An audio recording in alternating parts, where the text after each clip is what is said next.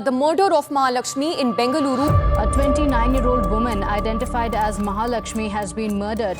Flat में महिला के शव के 30 टुकड़े मिले हैं। बेंगलुरु में फ्रिज के अंदर 40 टुकड़ों में मिली महिला की लाश ने पूरे देश में सनसनी फैला दी है।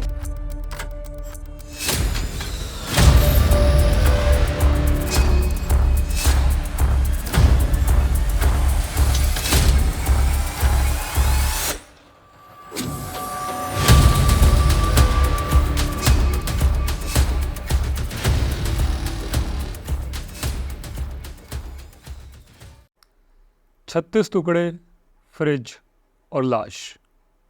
श्रद्धा वॉकर का केस तो हम सभी ने सुना हुआ है। कुछ इसी तरीके का किस्सा आज हमने बेंगलोर में देखा है। जी हाँ, मैं बात करने जा रहा हूँ महालक्ष्मी दास की, जो बेंगलोर की निवासी थी, 29 साल की थी, जिनका शव 30 से ज़्यादा टुकड़ों में उन्हीं के फ्लैट में, उनके फ्रिज में पाया गया है। जैसा कि मैंने बताया, महालक्ष्मी 29 साल की थी, नेपाल की रहने वाली थी, हेमंत दास नाम के व्यक्ति से शादीशुदा थी, जिनसे उनकी एक बेटी थी। हेमंत दास और बेटी दोनों लोग अलग जगह रहते थे। इन्होंने 5 महीने पहले ही बेंगलोर में एक दूसरा फ्लैट लिया था। जहाँ हेमंत की एक मोबाइल शॉप थी, वहाँ महालक्ष्मी एक क्लोथिंग स्टोर में काम करती थी। अब क्योंकि उनका काम का तरीका ऐसा था कि वो सुबह 9:30 बजे निकलती थी और 10:30 बजे घर आती थी, इस वजह से उनको कोई खास उनके मोहल्ले में जानता नहीं था। अब कहानी शुरू होती है 2 सितंबर को, जब महालक्ष्मी ने अपने घर वालों को कॉल किया और उन्हें बताया कि मैं अपने पति के पास उनसे मिलने जाऊंगी। 2 सितंबर की उस कॉल के बाद महालक्ष्मी का फ़ोन बंद हो जाता है और अगले 8-10 दिनों तक उनका कोई अता पता नहीं रहता है। अब उनके बिजी शेड्यूल के चलते मोहल्ले में किसी से ज़्यादा बातचीत थी नहीं, कोई ज़्यादा मतलब रखता नहीं था, तो किसी ने ध्यान भी नहीं दिया। लेकिन कुछ 10 दिन बाद किसी नेबर ने एक बहुत ही अजीब सी चीज़ नोटिस करी कि उनके फ्लैट से एक बहुत ही गंदी बदबू आती है। अब इस चीज़ से कंसर्न होकर के नेबर ने महालक्ष्मी के घर वालों को कॉल किया। महालक्ष्मी के घर वालों को रात के 7:30 बजे कॉल आता है 20 सितंबर को, और वो अगले ही दिन महालक्ष्मी पे चेकअप करने पहुंच जाते हैं।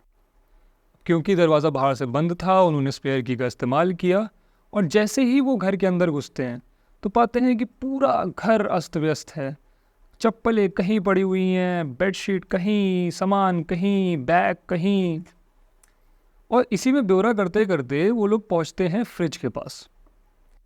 अब साहब, बात ये कि फ्रिज के नीचे थे ब्लड स्टेन्स और फ्रिज में मैगट्स लग चुके थे। और जब वो उस फ्रिज की तरफ बढ़ते हैं और उस फ्रिज को खोलते हैं तो उनको वो दृश्य दिखता है जिसकी हम सब में किसी ने कभी कल्पना भी नहीं करी होगी। महालक्ष्मी का शव 30 से ज़्यादा टुकड़ों में उस फ्रिज के अंदर बंद था। अब इस वीडियो की रिकॉर्ड करते टाइम कुछ बहुत ज़्यादा केस में एडवांसमेंट्स नहीं हुई है, अभी इन्वेस्टिगेशन चल ही रहा है। लेकिन कुछ 2 प्राइम सस्पेक्ट्स निकल के आए थे, जिसमें से एक उनके हस्बैंड हेमंत, जो कि क्योंकि खुद में ही इन्वेस्टिगेशन में इन्वॉल्व हो गए तो उनको थोड़ा बहुत रूल आउट कर दिया गया है। वहीं दूसरा इंसान है अशरफ। जी हाँ, बताया जाता है कि महालक्ष्मी का अफेयर चल रहा था अशरफ से, और ये अशरफ नाम का व्यक्ति बेंगलोर छोड़ के भाग चुका है। खबरें ये हैं कि वो वेस्ट बंगाल के आसपास कहीं अभी होगा। अब देखिए, मुद्दे की बात यह है कि बाकी सारी क्राइम स्टोरीज़ की तरह इसको भी मैं एक रील के फॉर्म में कन्वर्ट करके आपके सामने पब्लिश कर सकता था और इसकी व्यूज़ एंजॉय करता। लेकिन इस खबर की वीडियो बनाना मुझे ज़रूरी इसलिए लगा क्योंकि मेरे जैसे जर्नलिस्ट, हम लोग तो दिन भर ही क्राइम और इस तरीके की ग्रूसम स्टोरीज़ के आसपास रहते हैं। तो हमारे लिए तो ये चीज़ें एक के बाद दूसरी, दूसरी के बाद तीसरी चीज़ें होना समझ में आता है जब ये हम नॉर्मलाइज करने लगते हैं। लेकिन आप लोग दिन भर ऐसी खबरों से रूबरू होते हैं, हमारे आसपास ऐसी चीज़ें पता लगती हैं जहाँ एक के बाद एक, दूसरा, तीसरा, चौथा केसेस बढ़ते ही चले जा रहे हैं। यहाँ मैं अपील करना चाहूँगा आप लोगों से, हम लोगों को ये एक कन्वर्सेशन में लाना पड़ेगा। देखिए, ये बहुत प्रूवन फैक्ट है कि हमारे देश में suppression of the feminine gender बहुत ही कॉमन है और बहुत समय से आ रहा है, और ये इशू आज भी even in the metro cities exist करता है। तो हम जब अपनी औरतों को बाहर नहीं निकलने देते, उनको दबा के रखते हैं, उनको कंट्रोल करने की कोशिश करते हैं, उनमें से कुछ ऐसी लड़कियां, कुछ ऐसी औरतें, कुछ ऐसी माएँ, कुछ ऐसी बहनें जब आगे आके काम करना चाहती हैं, अपनी ज़िंदगी अपने टर्म्स पे जीना चाहती हैं, तो उनके अंदर एक बहुत बड़ा डर होता है कि कहीं वो अगली श्रद्धा, कहीं वो अगली महालक्ष्मी ना हो जाए।